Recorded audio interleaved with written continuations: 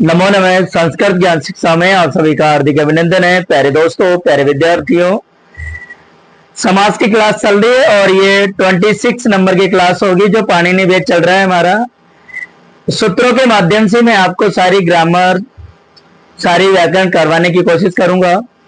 प्यारे साथियों, देखिए, आपका प्यार और स्नेह हमेशा ही बनाए रखना, मेरी क्लास को ज्यादा से ज्यादा शेयर करना और मेरे चैनल को लाइक शेयर और सब्सक्राइब करना ना भूले। ये जरूर किया करो, आप काम है ना। पहले ये काम है, उसके बाद में फिर आप आराम से वीडियो देखा करो, क्योंकि रोजाना फिर आते रहेंगे ना, फिर आप कहते हो कि सर हमें तो मिलता ही नहीं, ये कहाँ होता है। ठीक है, चलिए। द्विगु समास है, हमने एक सूत्र में पहले भी पढ़ा था, अव्यय भाव समास में। नदी बीज से सूत्र हमने पढ़ा था कि नदी वाचक शब्दों से पहले यदि संख्यावाची शब्द आए तो वहां क्या होता है, अव्यय भाव समास होता है, क्योंकि वहां भी संख्यावाची होता है लेकिन वहां से अलग है यहाँ पर। ठीक है, तो यहाँ इस तरीके का कंफ्यूजन, शंका में होना कोई वो नहीं है। द्विगु समास पढ़ने वाले हैं, इसका सूत्र है प्यारे साथियों, संख्या पूर्व द्विगु। संख्या पूर्व द्विगु कहने का मतलब संज्ञावाची शब्दों से पहले यदि संख्यावाची शब्द आए तो वहां द्विगु समास होता है। क्या होता है? द्विगु समास होता है। ये वही है, मैंने आपको बताया था कि तत्पुरुष का भेद कर्मधारय और कर्मधारय का भेद द्विगु, यानी द्विगु समास को भी कोई अलग से स्वतंत्र समास नहीं कहा जा सकता है, क्योंकि जो समास है लघु सिद्धांत कौमुदी में बताया गया है कि समास है पंचदाह, केवल समास, अव्यय भाव समास, तत्पुरुष समास, बहुब्रीहि समास और द्वंद्व समास। लेकिन ये जो समास है प्यारे साथियों, ये तत्पुरुष का है, कर्मधारय का भेद है। तो यह लिखा हुआ कि संख्या पूर्व द्विगु, सूत्र समझ में आया कि संख्या पूर्व द्विगु यानी पूर्व में संख्यावाची शब्द होने पर उसके बाद यदि संज्ञावाची शब्द आए तो वहां द्विगु समास होता है। देखिए, पूर्व पद का मतलब होता है कि पहले वाला पद संख्यावाची होना चाहिए। क्या होना चाहिए? पहला पद क्या होना चाहिए? संख्यावाची होना चाहिए। और उत्तर पद संज्ञावाची हो तो वह द्विगु समास कहलाता है, अर्थात वहां द्विगु समास किया जाता है। एक और है प्यारे साथियों कि यह समास समाहार यानी समूह अर्थ में प्रयुक्त होता है, यानी इस समास का जो प्रयोग होता है वो समूह अर्थ में प्रयोग में किया जाता है, समाहार अर्थ में प्रयोग में लिया जाता है। देखिए, ये समास विग्रह है प्यारे साथियों, और ये सामासिक पद है जिसे हम समस्त पद भी कहते हैं।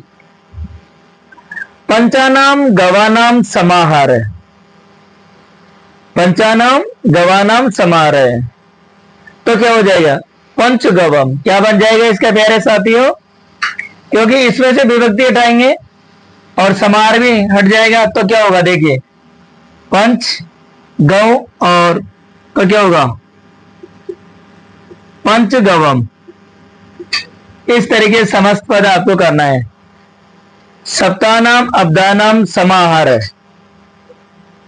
तो क्या हो जाएगा? शताब्दी हो जाएगा प्यारे साथियों। क्या बनेगा ये? शताब्दी। अष्टानाम अध्यायानाम समाहार है, जहां 8 अध्याय, अष्टानाम अध्याय जिसमें 8 अध्याय हैं। तो देखिए, यहां ये अष्टाध्याय बनेगा, तो अष्ट और अध्याय ऐसे होगा प्यारे साथी, अष्टाध्यायी। ठीक है, इस तरीके से आए। समस्त पद दिया हुआ हो तो आपको क्या करना? अष्टानाम अध्यायानाम अध्यायानाम समाहार, यानी 8 अध्यायों के समूह को हम क्या कहते हैं? अष्टाध्यायी कहते हैं, जिसमें 8 अध्याय हैं।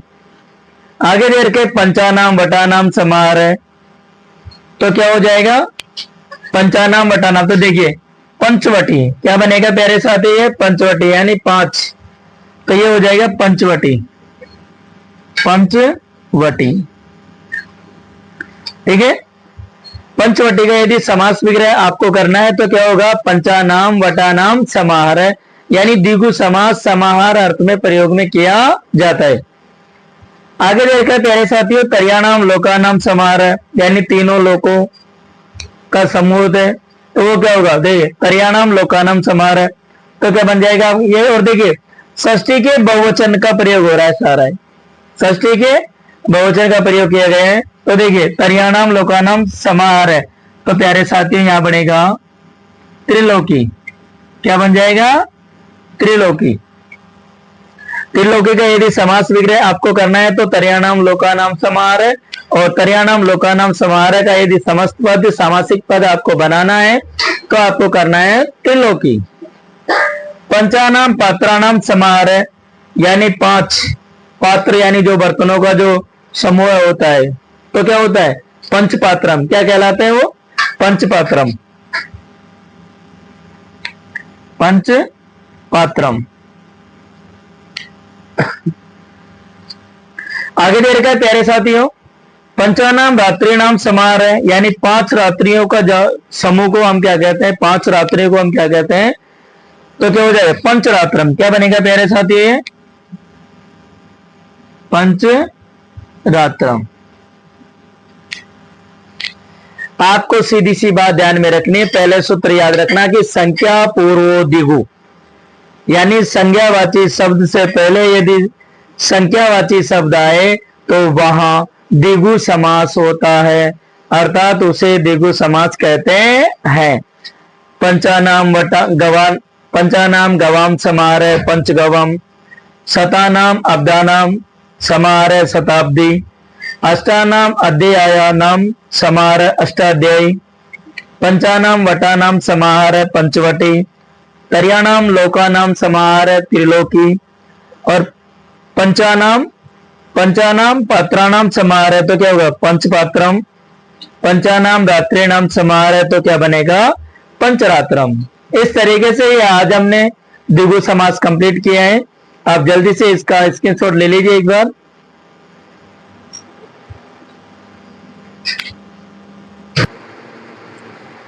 आगे देखिए नए तत्पुरुष समास है, ये भी कोई अलग से स्वतंत्र समास नहीं है, ये तत्पुरुष नहीं है।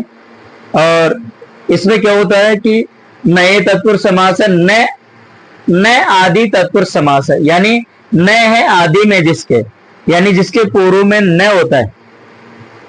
प्रथम वर्ण क्या होगा, न होगा, जिसके में प्रथम पद न हो, यानी निषेध अर्थ में हो, मना करने के अर्थ में हो, तो वहां प्यारे साथी क्या होगा, देखिए न आदि तत्पुरुष समास, अर्थात न है आदि में जिसके, में प्रथम पद न हो यानी निषेध अर्थ में होता है, और उत्तर पद संज्ञा या विशेषण हो तो न का लोप हो जाता है और अशेष रहता है। क्या होगा प्यारे साथियों, यहां बताया गया नए तत्पुरुष समास से, इसका उदाहरण भी आ जाता है। स्कूल लेवल पे नहीं आता है लेकिन कंपटीशन लेवल पे हम देखते हैं तो नए तत्पुरुष समास में से भी उदाहरण आ जाते हैं और पूछ लिया जाता है। तो आपको कुछ ही गिने चुने उदाहरण है इसमें जो आपको ध्यान रखने होते हैं, इजी भी होता है। इसमें क्या होता है कि उत्तर पद संज्ञा और विशेषण हो तो न का लोप हो जाता है और क्या शेष रह जाता है प्यारे साथियों, अशेष रहता है। ये समास विग्रह और ये समस्त पद, जिसे हम क्या कहते हैं, सामासिक पद भी कहते हैं, सामासिक पद, सामासिक पद भी कहते हैं। नए ब्राह्मण, तो मैंने आपको कहा था नए ब्राह्मण, यानी इस नए के स्थान पे नए का लोप हो जाएगा और क्या जुड़ जाता है, ए जुड़ जाता है, तो क्या हो जाएगा यहां पर, ठीक है। तो क्या बनेगा देखिए, ए ब्राह्मण, ए ब्राह्मण क्या बन जाएगा, ए ब्राह्मण।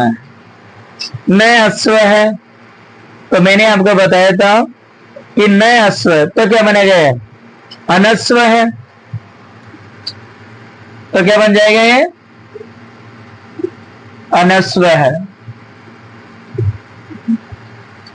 आगे क्या होगा प्यारे साथियों, न कृतम, न कृतम, तो न का लोप हो जाएगा और क्या बनेगा, अकृतम। क्या बनेगा? एक रथम। ठीक है, आगे दे रखा है प्यारे साथियों, परंतु यदि उत्तर पद का प्रथमा अक्षर स्वर हो तो न के स्थान पर अन आदेश होगा। जो मैंने आपको यहां भी ये उदाहरण दिया है प्यारे साथियों।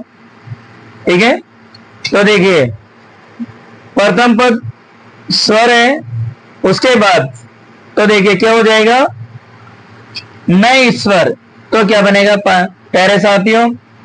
अनादेश होगा ना, तो क्या बनेगा? अनीश्वर। क्या बन जाएगा? अनीश्वर। ये लीजिए प्यारे साथियों, आज हमने तत्पुरुष समास के भेद भी कंप्लीट किए, कर्मधारय का भी पढ़ा है हमने, और तत्पुरुष समास हमने अच्छी तरीके से कंप्लीट किया है। प्यारे साथियों, बस आपका सपोर्ट, आपका प्यार और इसमें हमेशा इसी तरीके से बनाए रखना। मिलते हैं प्यारे साथियों अगली क्लास में, अगले वीडियो में। तब तक के लिए जय तु भारतम, जय तु संस्कृतम।